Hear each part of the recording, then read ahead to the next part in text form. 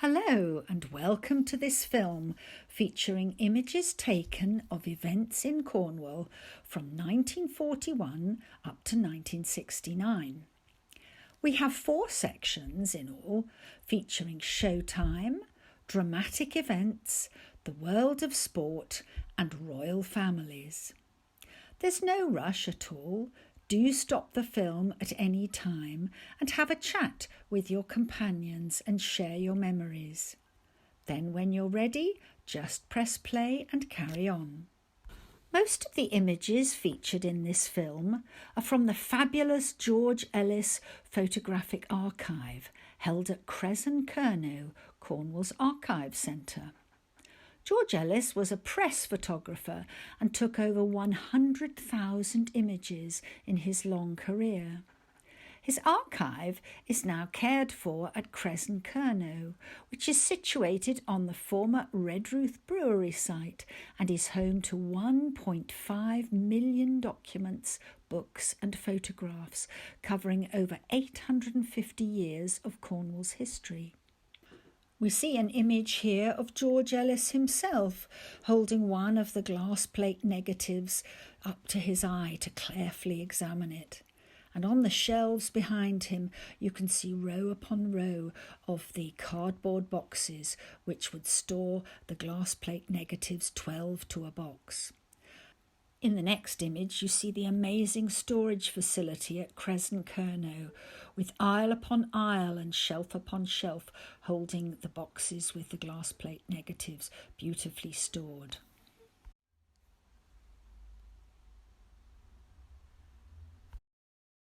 This looks like a spectacular event, doesn't it? It's the St Austell Carnival in 1948.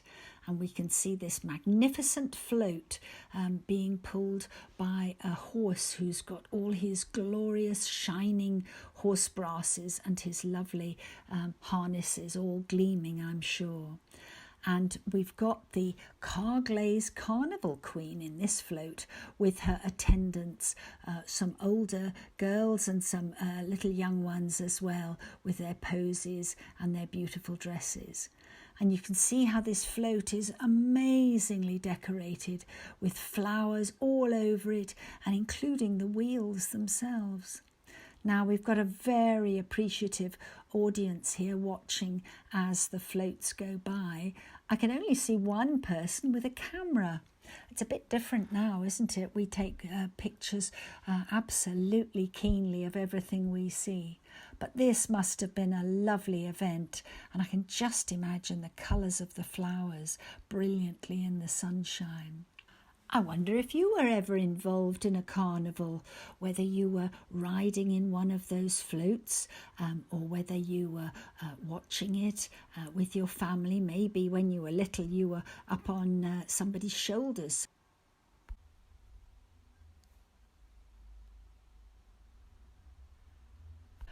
This is lovely, isn't it? We've got the fancy dress part of Mevagissey Carnival in July 1958. And we've got some people on the left, those youngsters are part of a band. I think we've got a young lady playing the washboard. It looks like she's got some thimbles on her fingers to help make that big sound. And then we've got some little... I don't know, are they like Thumbelina, these 2 girls with their bonnets looking like little flowers? And I think we've got a couple of little devils there, haven't we? Somebody's got sort of scary wings on. And then at the right, I think we've got the Mad Hatter's tea party, haven't we? We've got the Mad Hatter with his pocket watch and Alice and the White Rabbit. Now, on the extreme right, we've got a witch, I think, looking very scary in her outfit with her broom in her right hand and her cat in front of her. Don't they look great? I hope they all won a prize. I love the audience behind the rope there, and particularly those 2 dads at the extreme right of our picture with their Eric Morecambe shorts and them grinning away. It looks really happy occasion, doesn't it?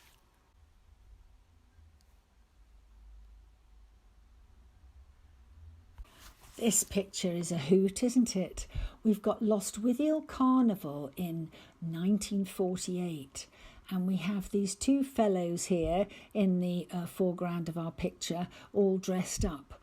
We've got the chap on the right dressed up as a lady. He's got lots of makeup on, hasn't he, and his little straw bonnet, and he's got sort of crisscross patterns like fishnet stockings. I think those are painted on his legs, actually.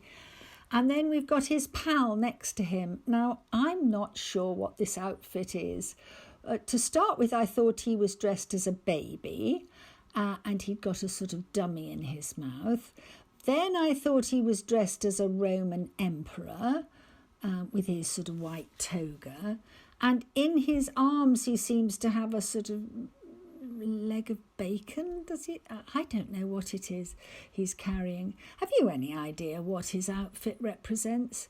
But it doesn't really matter, does it? The policeman there, who I assume is the genuine article, he is smiling away, and certainly the audience are absolutely tickled pink by the efforts these two fellows have made. And these little boys on the left, you can tell, are absolutely grinning from ear to ear at this spectacle. But that looks like it was such a lot of fun.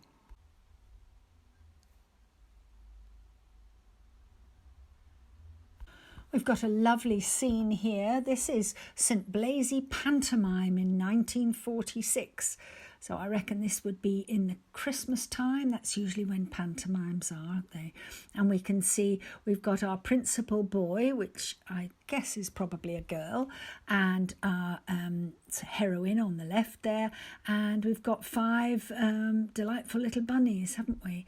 All kneeling up. I think they've got their tap shoes on. So I reckon the bunnies are tap dancing as part of the show. And they look very excited, although the one at the middle, at the front, at the bottom, she looks slightly more sort of, is she starstruck or a bit shy? But that's certainly a very lovely scene. I wonder if you actually were in a pantomime ever, or were you ever in a dance show, or did you go to the pantomime?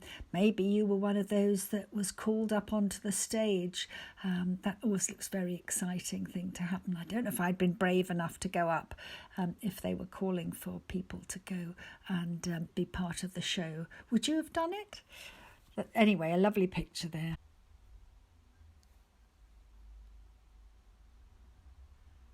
We've got Bodmin Secondary School summer fete in 1965 here, and the star of the show in this image is Candy, who is the mascot of the school Young Farmers Club, and that label says she's now 14 months old and was reared by Brian and Judith Crowell. Absolutely beautiful beast, isn't she there? And quite little still, so she's a heifer. And you can see those lads feel a great attachment to her, and perhaps they belong to the Young Farmers Club. And then there's the mayor and the lady mayoress admiringly watching the boys tending to the little cow.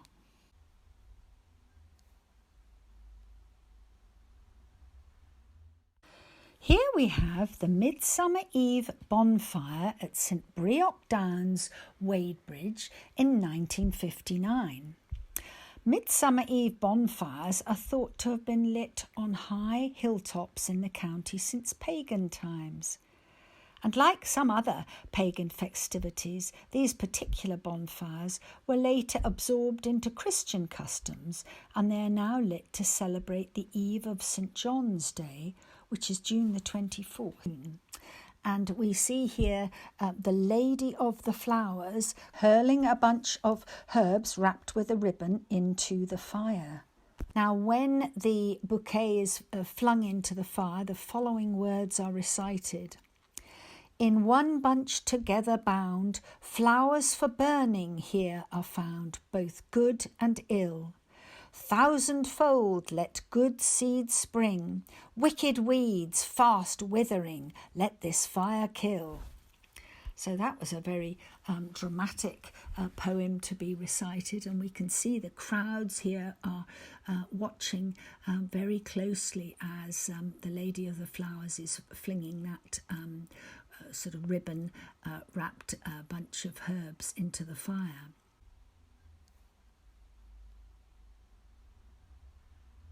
This is a very energetic image, isn't it?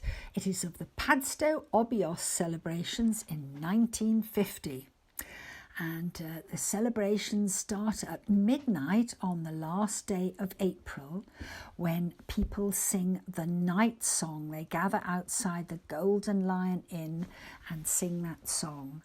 And then by morning, the town is amazingly decorated with greenery and flowers, together with a decorated maypole. Now, this character leaping about is the Obios, and it's a stylised horse. You can see at the bottom on the right, there's a little head that used to have its snapping jaw operated by the person inside the costume. And there's a scary mask in the sort of face area on the top surface there. And I've noticed just for the first time, there's a little tail at the top on the left of our picture, representing the tail of the horse. Now, the costume is made by there being a big area of oilcloth which is stretched over a circular frame, and then it dangles down over the side to make a big skirt. And we can see that the chap inside, he's sort of gambling and leaping about, holding on to the frame inside. And he's nudged and prodded by a dancing follower called the teaser, who's got a sort of decorated club that he waves about. Now, there's more than one os. There's the old or red os, and then there's the blue ribbon, or Peace Os, as it was later named after World War I in 1919. The blue ribbon os is decorated in much the same manner, and the followers for each os wear different costumes. They tend to all wear white, and the followers of the red or old os have red sashes round their waists, and maybe some of them are wearing a red and white cap, a bit like a pirate cap, red and white stripes. And the followers of the blue os, they have wear white, and they have blue sashes round their waists.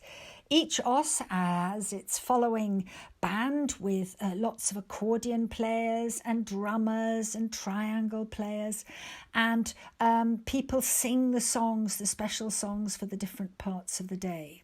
The exciting part of the event is where young ladies are scooped up underneath the skirts of the os. He sort of lunges and lurches at people, and it was thought that this idea of scooping up maidens under its skirt was stemming from a pagan fertility rites, or perhaps it was all to do with the celebration of Beltane, that Celtic festival which honoured the approach of summer. Huge crowds come for this event when it's held. It's generally held every year, and up to 30,000 people can come for the day. And there are many people who have come from Padstow but live in all points of the globe, and very often people try to return for this special event. It's super crowded. I've never actually been. Maybe I should go. Maybe I'll just leave it as a special festival for the people of Padstow. I wonder if you've ever been to any exciting, dramatic celebrations like this.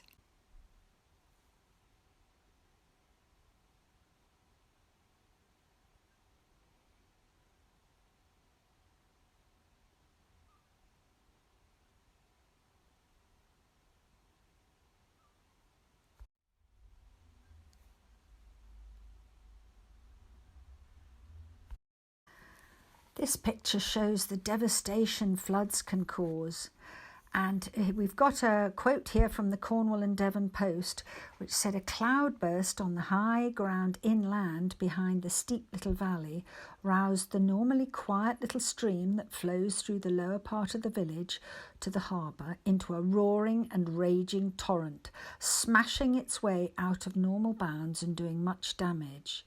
The bridge, which carries the road from Tintagel to Bude, was partially destroyed and the road completely closed to traffic. At Mrs. Beeden's nearby guest house and cafe, the river ran right through the premises, rushing in at one side and out the other, carrying with it tables, chairs and even a washing machine." Now, this does show the devastation that a mighty body of water can inflict. And in fact, tragically, one of the local residents was to lose his life, a chap called Charlie Berriman, a well-known local potato merchant and haulier. Just before 9 o'clock in the evening, he was swept off his feet and down the raging stream towards the harbour and out to sea. Now, Boscastle has not the first time it's had floods. It had them again in 1963, 1996 and 2004, but fortunately there were no fatalities on those occasions. It has had a history of floods in earlier times as well.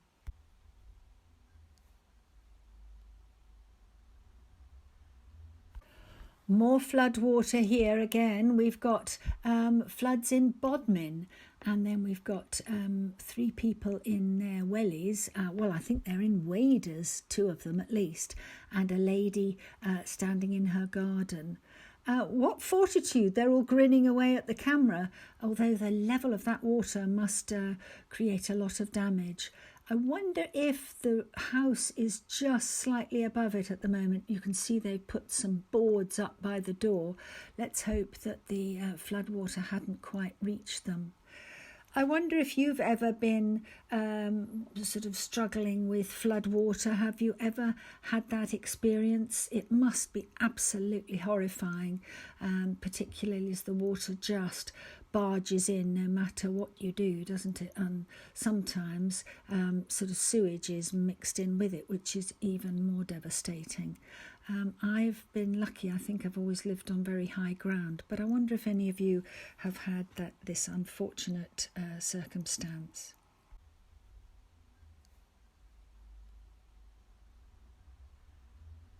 This is an intriguing site. We've got a pump here, and there's actually a water shortage. It's happened in Pendoget in 1947, and you can see the people queuing up for water to come from this pump.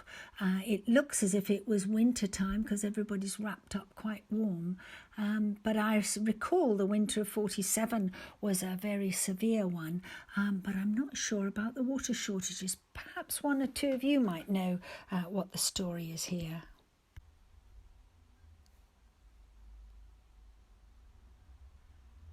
This is a very dramatic image, isn't it, of the wreck of the Hemsley 1 on the 12th of May 1969.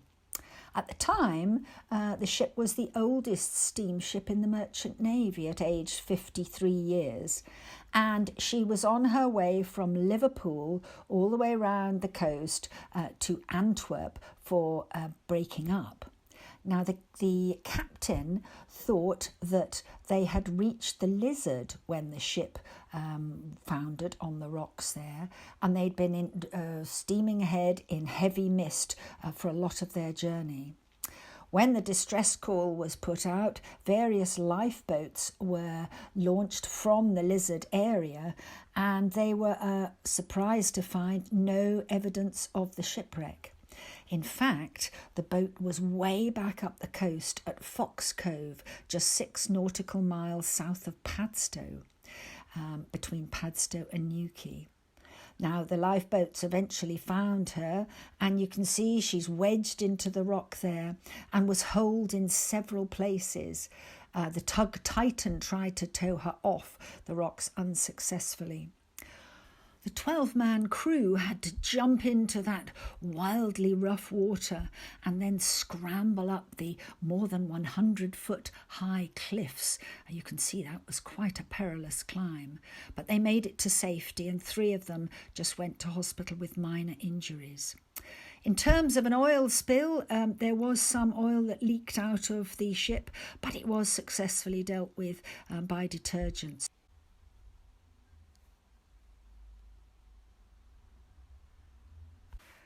This is the rather disturbing image of the wreck of the Torrey Canyon, which hit the Seven Stones Reef between the Cornish mainland and the Isles of Scilly on the morning of the 18th of March 1967. On board, she had a cargo of 120,000 short tons of crude oil and had been heading on her final voyage from Kuwait in the Middle East to Milford Haven. Several attempts were made to try and take the ship off the reef, but gradually she began to break up, and the inevitable total spillage of the oil within the hull began to emerge into the ocean. It was decided to try and reduce the oil spill and to also sink the wreck by setting fire to it. And 10 days later, planes from the Fleet Air Arm in the Navy and the Royal Air Force were brought into action. They dropped large numbers of bombs, rockets, huge amounts of napalm and kerosene to ignite the oil. Unfortunately, the fire was put out by the high tides and the strong waves, so they had to make more strikes the next day in order to sink the wreck. The inevitable oil spill ran for miles and miles and covered many parts of the southwest coastline, as well as reaching Guernsey and parts of the French coast. In terms of the southwest, it was decided to try and break up the oil using detergents, or more accurately, solvent emulsifiers. And the army and the fire brigade were engaged with cleaning up the coastline. The army would spray the detergent on the beaches and rocks, and then the fire brigade would come along behind with their hoses and disperse the chemicals and the emulsified oil.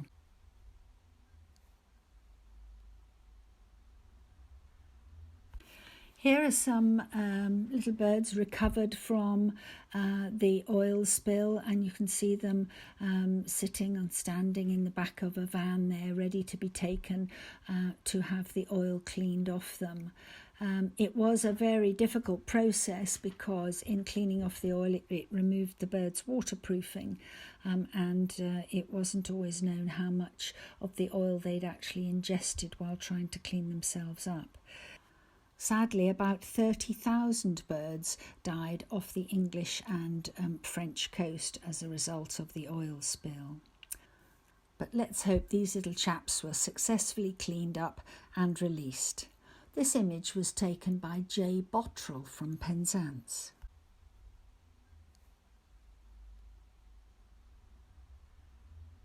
This is a sorry sight, isn't it? We've got these moorland ponies on Davidstow Moor, which is on the northeastern edge of Bodmin Moor, close to Camelford. And this is the winter of 1963, a famously fierce, long time of persistent snowfall. And you can see, I think that's probably an RSPCA officer there who's come distributing the much needed hay for these ponies, who were wild and roaming, but they just wouldn't be able to find any food through that snow, would they?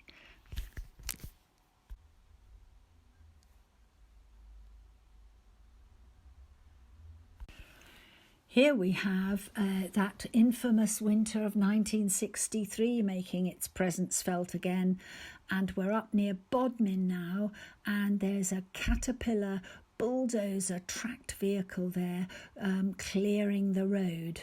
It's not just got a plough on the front, it's actually got a scoop, so he's clearing the road and then carting that snow into the hedge to the left. I wonder, have you ever been caught in tricky snow conditions and been snowed in or had roads that were impassable around you?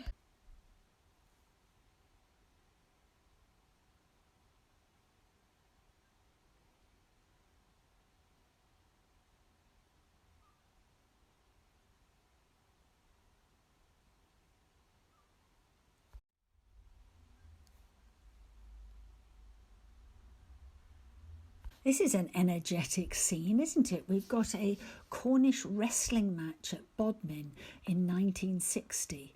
And you can see these two chaps with their jackets, which I think they're able to sort of pull around and use them to get handholds while they're trying to sort of drop their opponent to the ground. I think that chap on the left must be the umpire, but it certainly has got a good following, hasn't it, of people watching this competition.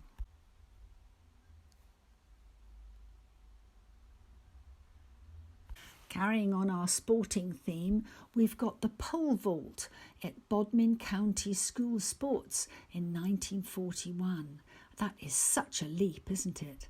How did you fare at sports days? Did you enjoy them and were a great competitor and highly successful, or did you kind of dread them, which is, I think, a way I felt about them? I'm afraid I wasn't very proficient.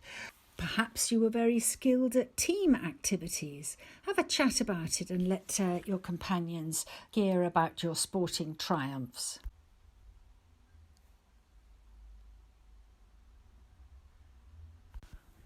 We've got a grand vantage point here, haven't we, for this motorbike scramble in 1958 in Foxhole in mid-Cornwall. And here we see the competitors weaving their way up this quite steep slope to get to the brow of the hill and then carry on their way. I'm sure it was quite noisy to be standing where the photographer is, and I should think not a little bit muddy as well, as the wheels kick up quite a lot as the competitors go past.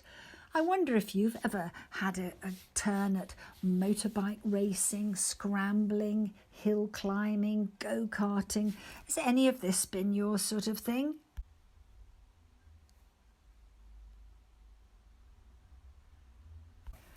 This must have been such an exciting day. We've got the fantastic footballer Stanley Matthews had come to St Austell in 1955, and you can see behind him he's got a really appreciative audience. Men, ladies, children sat down, even a toddler in somebody's arms there. So it was obviously a really popular event. I expect he was doing a sort of exhibition match or activities, but it would be a real treat to see a world-class sportsman like that, wouldn't it? I wonder if you've ever seen any famous sports personalities.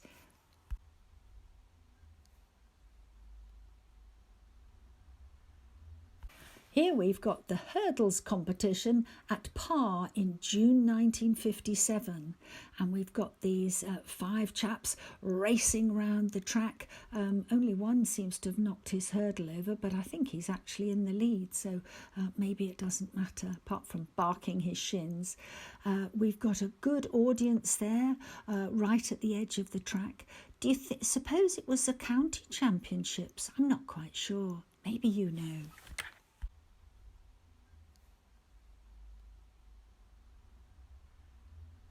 This was a thrilling activity, isn't it? We've got a point to point. I'm not sure if it's Tahiti, but here we have these horses clambering over that mound there. Interestingly, the audience or the spectators seem to be really quite close, don't they? And we've got a policeman there making sure people don't get too close to the action. But these days we'd be behind fences, we wouldn't get as close as that. But I expect you could feel the ground thundering as the horses came along. I wonder if you ever went to any horse races or point to points or activities like that. Did you have a little flutter? Did you bet anything? Were you successful? Have a chat about it.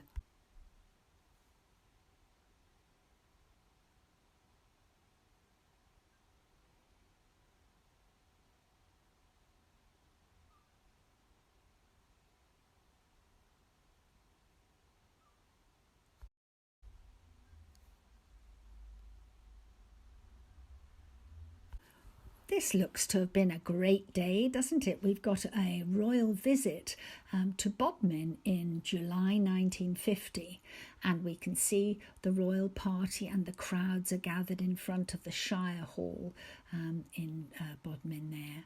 And we have King George VI, Queen Elizabeth and Princess Margaret making their visit. They'd already visited the Royal Cornwall show on that trip in Callington, and they've come now to Bodmin, and you can see the huge numbers of absolutely enthralled visitors who are watching there, who've come, and they're smiling away, we can see. And there's some little children there, a little lad chewing his cap because he's, I think he's a bit starstruck perhaps. But we can see it's a lovely sunny day, and we can find people actually sort of have climbed up on the wall there so they can get a better view of the royal visitors.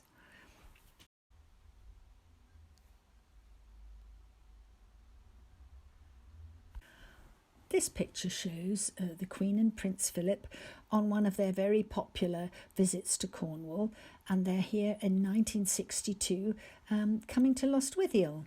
And we can see the mayor and Lady Mayoress there, and Prince Philip taking an active interest in something that's going on the other side of the road. Perhaps he's looking at the crowds who've gathered. We've got people in doorways, people looking out of windows, and then we've got a very smart car to the left of the image, which must be how they've arrived.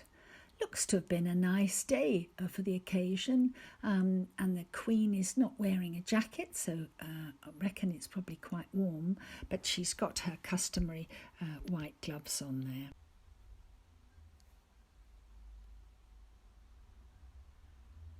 This is a very glamorous image. We have the Duke and Duchess of Gloucester arriving at St Eville Aerodrome for a Royal Cornwall show visit in 1954.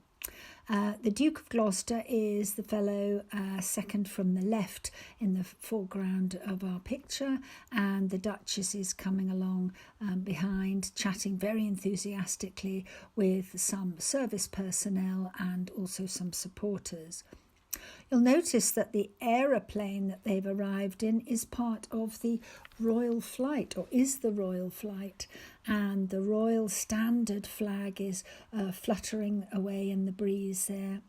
Apparently, the moment that the royal party have entered the aeroplane, the flag is taken down and sort of down into the aeroplane, and the minute it touches down, as it's going to be taxiing along the runway, the flag is flown again. They must have to sort of push it up through a trapdoor or something, I would imagine. I'm just imagining how much quicker it would be to have arrived by aeroplane in the 1950s than come along the Cornish roads from London to Cornwall for the show. I wonder how much difference the timing was. But certainly they're in a fixed wing propeller aeroplane. I would imagine it's still a bit noisy inside, don't you? But a very nice way to travel nonetheless.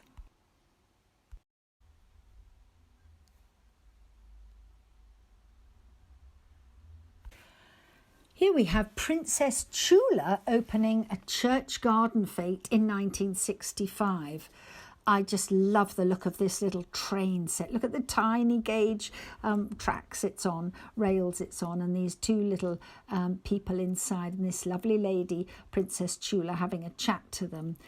Whether those other children are queued up waiting for a turn in the little train, I'm not sure, but that looks like a whole lot of fun, doesn't it? I wonder how big the track was, whether you'd come back to the beginning before you could even think about it. But certainly the children look very excited to meet this special lady.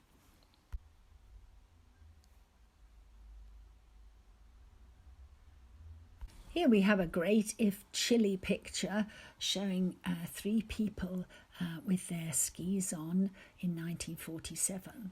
And the person on their right is Prince Bearer of Thailand, or Siam as it was called then, and it shows him and his companions skiing down Camelford 4 Street after a blizzard in January 1947. Now, the winter of 1947 was particularly fierce, wasn't it? I wonder if you have any memories of that winter, if you were a child, and what it was like for you in those conditions. Now, Prince Bira's grandfather was King Mongkut, and he was the inspiration for the musical The King and I, which I find fascinating. And Prince Bira and his cousin, Prince Chula, and we met Princess Chula in an earlier image, didn't we? They together were involved in a motor racing team called White Mouse Racing, and Prince Chula supervised it, and Prince Bira was the driver. Now, he raced for Formula One and Grand Prix for Maserati, Gordini and Connaught teams, and he also raced in Formula One from 1950 to 1954. But that wasn't his only skill. He was a very fine sailor, and he was a 4 times Olympian. And added to that, he was an accomplished pilot. And in World War II, he became the chief instructor at St Mirren Royal Naval Air Station, teaching glider pilots. Prince and Princess Chula were living in St Mabin in the 1940s and 1950s, and Prince Bira joined them during the war years. Now, I find the most amazing, fascinating element is the fact that he seems to be skiing in shorts. I don't think that bobble hat would actually warm me up enough to be able to ski in shorts. Have any of you ever seen any royalty either from far away or close up, or perhaps you've even been introduced or presented?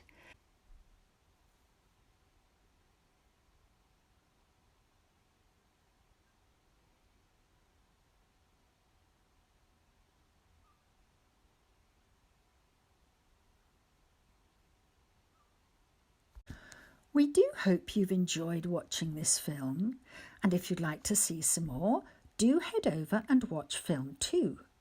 That includes images from during the war, rest and play, and food and farming. See you again soon. Bye.